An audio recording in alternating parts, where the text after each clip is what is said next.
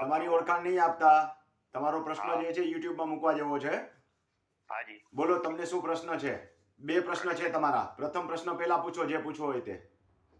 પ્રશ્ન મારો એવું છે, કોર્ટ કેસ હતો, નિકાલ આવી ગયો છે, એમાં ટકાવારી પ્રમાણે વિભાજન કર્યું. મેં ડીએલઆરમાં અરજી કરી, સર્વે ભવનવાળા આવવાના છે પણ હજી આયા નથી. 50%માં કોણ હતું તમારું? તમારા ભાઈઓ છે કે પાડોશી કોઈ બીજો છે?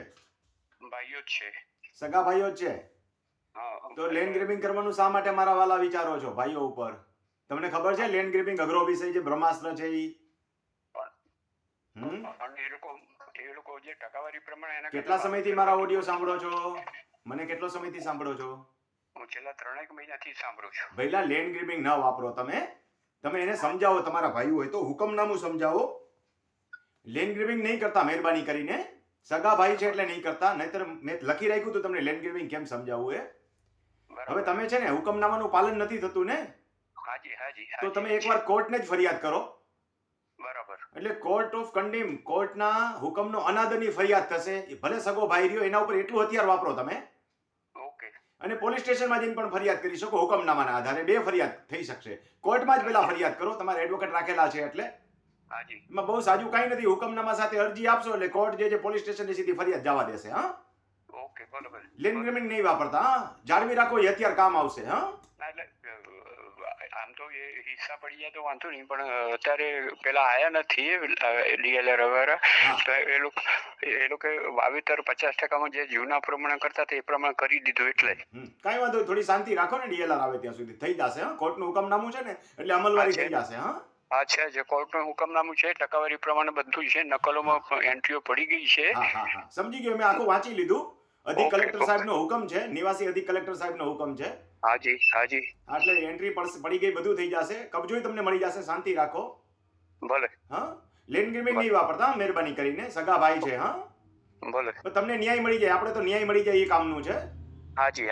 એટલે કોર્ટનું હુકમનામુંનો અમલ ન થાય તો ફરીવાર કહું, કોર્ટને જ અરજી આપો એટલે કોર્ટ પોલીસ સ્ટેશને ફોરવર્ડ કરશે. ભલે. અને તમે ડાયરેક્ટ પછી કોર્ટ પોલીસ સ્ટેશને પણ જઈ શકશો હુકમનામાની નકલ લઈને. હા, ઓકે. ભલે. આવજો ભાઈ. હા, ખૂબ ખૂબ સુખી થાઓ. તમારો દિવસ ખૂબ શુભ રહે. હા, ઓકે. ભલે. ખેડૂત મિત્રો, હું રમણીકભાઈ કોટડિયા. જ્યારે મને એમ લાગે કે આ જગ્યાએ બ્રહ્માસ્ત્ર વાપરવાનું છે તો હું વાપરવા માટે વિચારી રાખતો હોઉં છું. પણ પરિસ્થિતિ જોઈને એમ લાગે કે અહીંયા વપરાય નહીં. ભગવાન શ્રી કૃષ્ણએ પણ અર્જુનને કીધેલું કર્ણ માટે થઈને કે આ પ્રતિયોગી દિવ્યાસ્ત્ર વાપરવા યોગ્ય છે. એટલે પ્રતિયોગી જોવાય કે કોણ છે, દિવ્યાસ્ત્ર વાપરવા જેવું છે કે નહીં. બને ત્યાં સુધી એનો ઉપયોગ ન કરો. અન્ય વિકલ્પ જ્યારે આપણી પાસે હોય ત્યારે લેન્ડ ગ્રેબિંગનો ઉપયોગ કદી વિચારવો પણ નહીં. ચાલો એક સરસ મજાની વાત કરી દઈએ.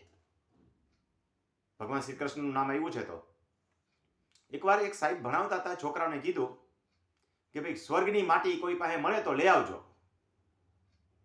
હું આવતીકાલે એના માટે તમને આગળ બોધકથા કહીશ. સાહેબને તો કંઈ બીજું વિચારી રાખેલું. બીજે દિવસે એક છોકરો માટી લઈ આવ્યો. સાહેબે પૂછ્યું, બેટા સ્વર્ગની માટી તો મળે નહીં, તું ક્યાંથી લઈ આવ્યો? છોકરાએ કીધું કે આ મારા દાદીમાં અને મારી બાના પગની રજ છે, પગની ધૂળ છે. સાહેબ પણ ભેટી પડ્યા અને રડી પડ્યા.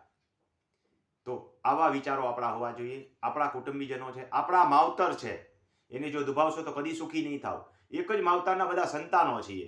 એક માવતરનું એક રોટલીમાંથી 2 કટકા કરીને ખાધા છે, તો એ કદી ભૂલવું નહીં. થોડી બાંધછોડ કરવી પડે તો કરવી.